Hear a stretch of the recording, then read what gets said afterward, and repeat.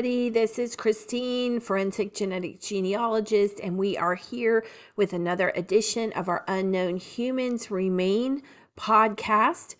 If you are listening to this, just to let you know that it is also available on video, currently on Rumble and YouTube, and also in our Facebook community where you can join us and help work on these cases to get these people identified. Now, this case, just like the last case, I found the baby button, so to speak, and I decided to take a look at some of these other cases. And so today we're going to talk about Wisconsin. This is a baby that was found in Wisconsin on November 13th, 1970. This is case number 12. UP9578. So let's get into the details. I want to add also, before I begin talking about the case details, I'm thinking as I go on another baby, right? I'm trying to get all of these over 14,000 folks identified, right? And create an episode for each one of them. But I'm also trying to, I don't know, dare I say it, get you guys interested, provide information to you, appeal to your true crime sensibilities, your desire to help. And so when I go through these, I'm also looking at, let me try to cover all of the United States. Let me try to cover all the country. Let me get the different states, and let me try to get some variety here. But today, after I recorded the other case yesterday, I was called for the children. I said, I have to look at these children, right? So it may not be exactly the variety that you want. I will try to, for lack of a better word, spice it up as much as I can. But we've got so many people here to talk about, so many interesting cases, so many lives that are just,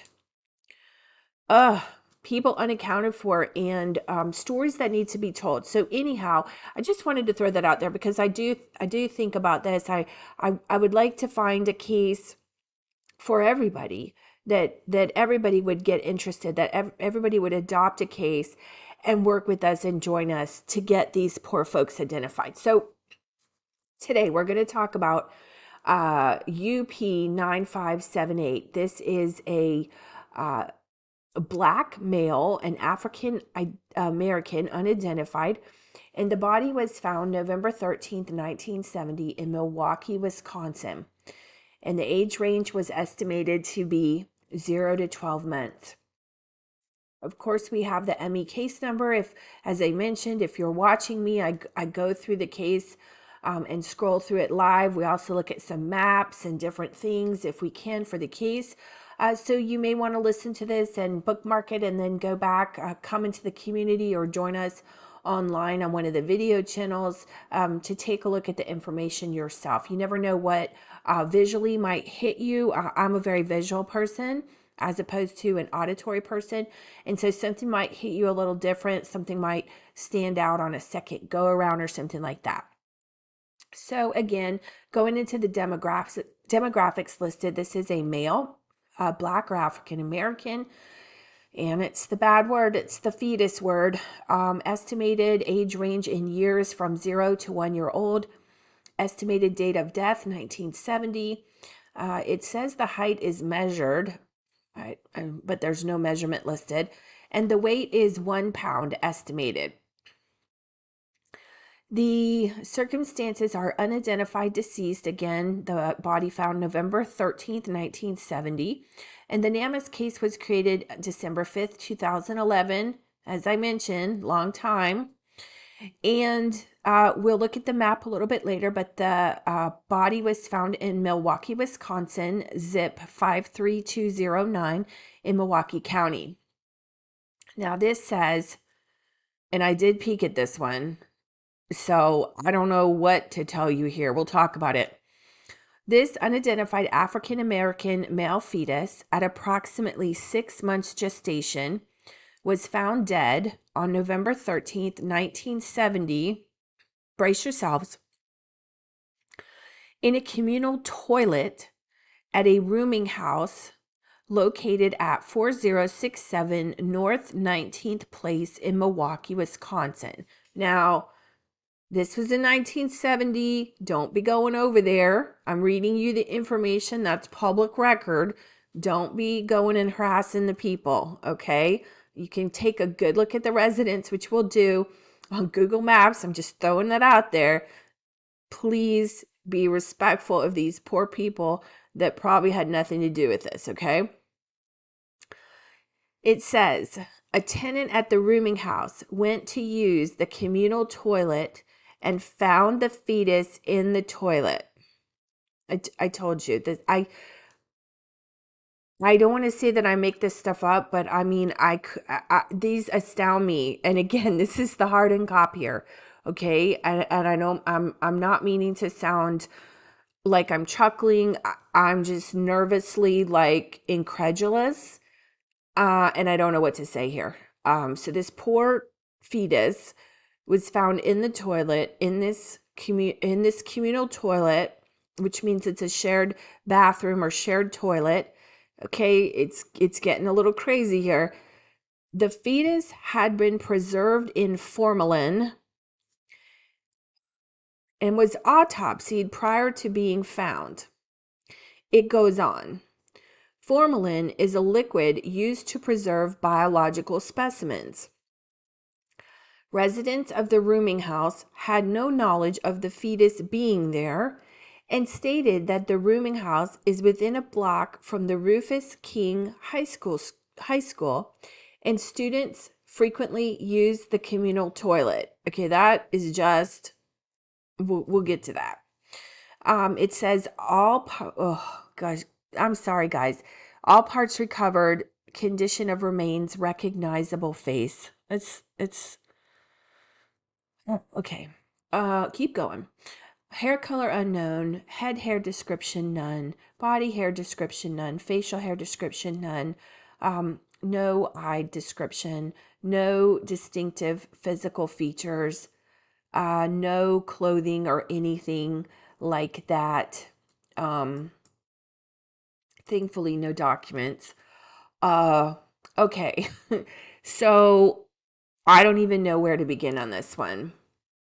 Like the cop in me is like, I'm flashing back to high school. Our guys flashing back to biology, and I can smell the formalin. Like I don't know what that clear liquid was, but if you guys know what I'm talking about, like you can probably smell that, right? If you took biology. So my first thought is it might have been a body that was donated to science and sold to the school, right? That's why it was in formalin and autopsied, for God's sakes. So sorry, I'm like really at a loss for words. My mind is hopping back and forth. So did they go to the high school and ask the high school, like the biology teacher, hey, are you missing a lab thing or I'm assuming there would have been a purchase order. Like, I don't know about you guys, but we had to do a rat, a frog and those sorts of things. I'll save that. But thank goodness we didn't do any human beings or things like that. The rat and the frog for me was bad enough. Okay. I knew I didn't want to be a doctor or a biologist like that. Okay. As I mentioned, I can still remember the smell. So my first thought is like, okay, why is this on NamUs? Because it sounds like it would be a, for lack of a better word here, I don't know what to call it, a specimen that, but in the same school training program like the rat or the frog was bought from hopefully a reputable firm for the students to do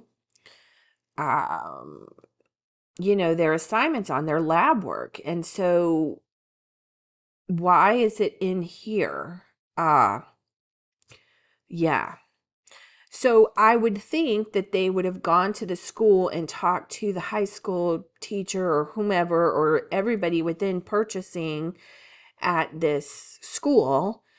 And so then my second assumption, which, that word, maybe they ruled that out and nobody at the high school knew they couldn't tie it to the high school. So the people in the rooming house that lived there didn't know about it. It doesn't say that the high school didn't know about it. Yeah, that's just crazy. So I'm thinking here, even if we do genetic genealogy on this and we identify parents, then we go to the parents and say, did you give your child for an experiment? I mean, this is just an uncomfortable, bad deal here. So let's look at this map and see what comes up. I'm sorry, guys. Like, this is, every time I look at this, crazy, crazy, crazy. Okay, so this is, I don't even know if this is a house. This comes up Florist Avenue, Flint Road. Where does it say? 4067 North 19th Place in with Milwaukee, 4067. I don't think this is the right location. I don't know why they put it in there. Let's see what we can get. What is it? 4067. Let me just put this. I'm going to copy it. And again, with these old cases, is it place or street? Place. As we work on these, these are so old. So, okay, I'm looking at 4067 North 19th Place. Sorry, guys, I keep switching back. 400. Okay, we are looking at a house next to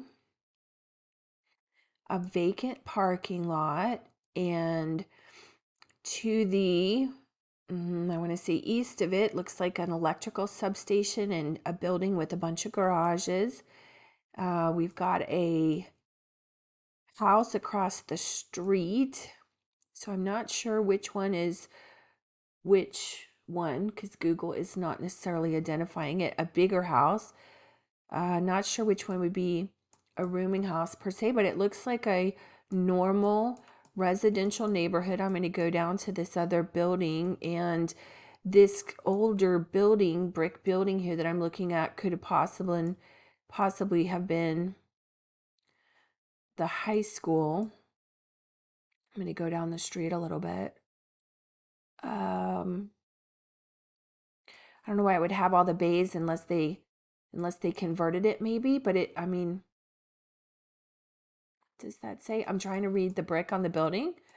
Sorry, guys. I get into these just like you do on these investigations to try to figure this out. Okay, something says employee parking. Yeah, I can't read it. I cannot read it. There's something engraved in the concrete, but yeah, so kind of crazy interesting, huh? So my first thought would be, and I can't really tell, I'm trying to see which one is. That is 4067. Okay, so this house here is the house. And it says a rooming house, so it looks to be a pretty big house.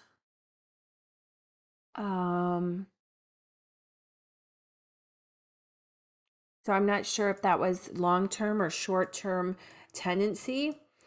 And very interesting, right? So again, don't be talking to people at this house. Don't be going over to this house. Yeah.